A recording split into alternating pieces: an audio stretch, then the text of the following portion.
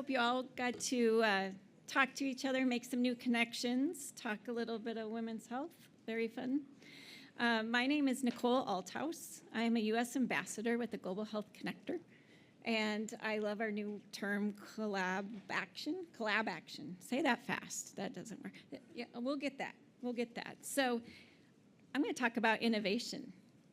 I'm going to just set up the slide, or set up the session. We're really excited. We're going to talk a little brief amount about innovation, and then I have wonderful panelists here today that are going to give you some great inspiration of maybe lessons learned and some things that are positive, so actually solutions. And so they will introduce themselves, but I'm just going to start out real quickly. Coming from the innovation and research world, more on the product and the go-to-market side, I'm really excited about today because it's great to see it in action. You can build a product or service to meet a need, but to scale it and to be able to go across borders is amazing to me. And that's why I love the Global Health Connector on the global vision and the global impact that they are making every day.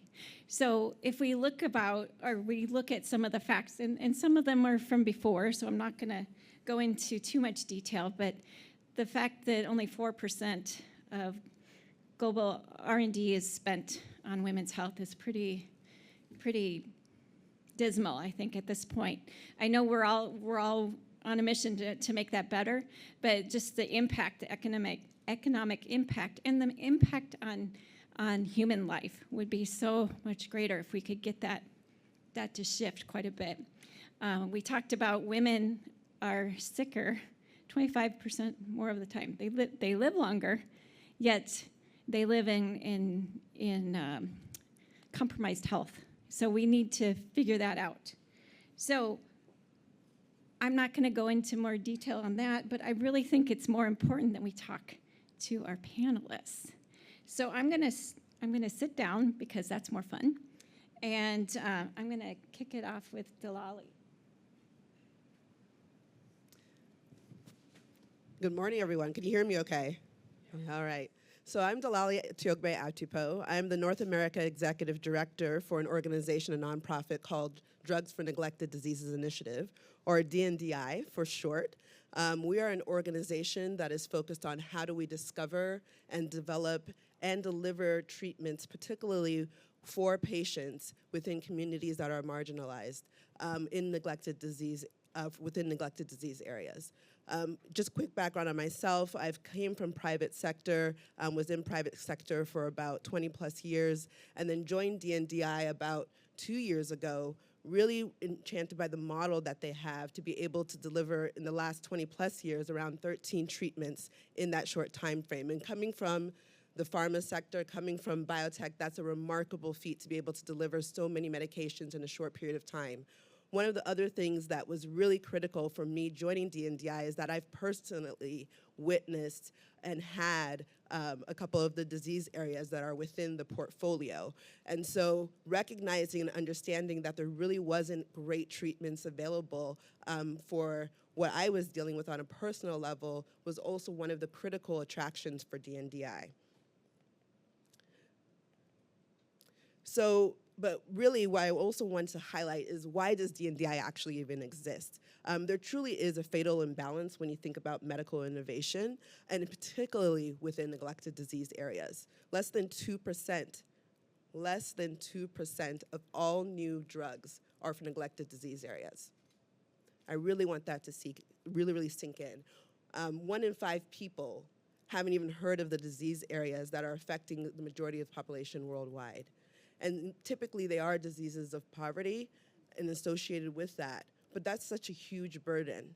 And one of the other things that must be also critically thought about is that women actually face a double neglect. And so you might say, well, why is that, Delali? Well, let me answer that, Nicole, because maybe you asked me. But when you think about the fact in terms of particularly women of childbearing potential, typically they are left out of clinical trials. And so we don't get the safety data, and therefore then leads to a number of restrictions and ultimately access to treatments for women of childbearing potential. And that is such a huge neglect that we have to be able to reckon with, especially when you think about the fact in terms of two issues. One issue being around the fact that 25% of the global population are women of reproductive age.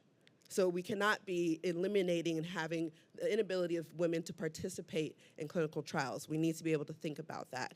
In addition, for neglected disease areas, we also have to think about the fact that within neglect and neglected disease areas, you already have limited treatments. So that's even another funnel that weeds out women who are dealing with neglected disease areas. And so how do we think about this as DNDi? And as DNDi, this is not something we want to have be the status quo. And so thinking about that, one of the things that we've done is partner to really think about innovation and how do we come up with treatments. How do we have this project where we've partnered with IDRC around improving gender-inclusive access for treatment of neglected disease areas? We're doing some project work in Brazil, Colombia, and Kenya around how do we think about this specifically within this area. Particularly, our project is focused on Chagas disease and leishmaniasis. I don't know how many in this room have heard of Chagas or leishmaniasis. Oh, we got literally, okay, we got a few people. This is good because for those of you who may or may not know, I mean, Chagas disease is predominantly, one of the areas where we operate is within Latin America, but it's recently also now endemic in the United States of America.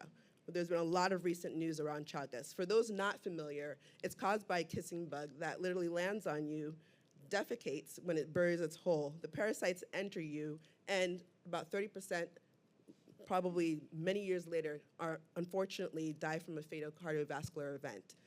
This is something that cannot stand. We really need to have more innovative new treatments to address. Leishmaniasis, there's various forms of leishmaniasis that follow and form up in multiple different ways.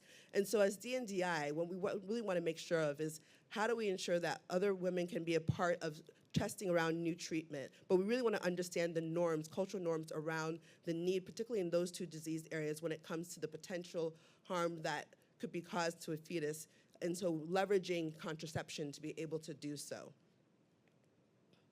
And so with the support, as I mentioned, we really want to understand attitudes within this project of why some women don't want to or can't use contraception. And so for us, it's about doing a multi-study and being able to understand what those norms are and how can we have a much more inclusive way of designing solutions for patients who want to get involved in some of these studies. So we strongly believe that no woman should have to choose between treatment and their reproductive rights to be able to do so. And so this study is really going to give us a framework that not only is a qualitative look in terms of engaging around certain things that not just the patients, but their families, their communities, what are the sort of things that are barriers around contraception, but also having community-driven solutions to be able to come up with what's needed. And I invite you to be able to journey with us because no woman should be left behind in terms of research. Thank you. Very nice, thank you.